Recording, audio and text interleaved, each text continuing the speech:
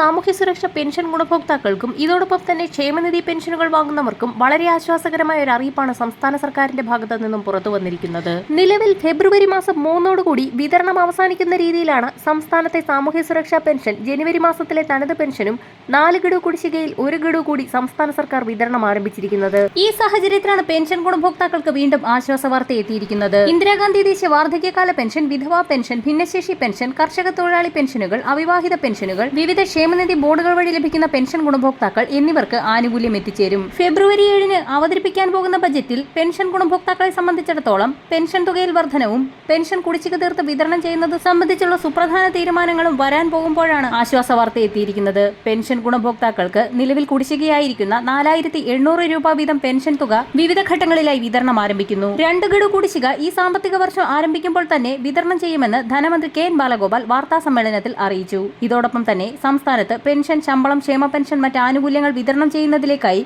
സംസ്ഥാനം വീണ്ടും കടമെടുക്കുന്നു. 3000 കോടി രൂപയാണ് കടമെടുക്കുന്നത്.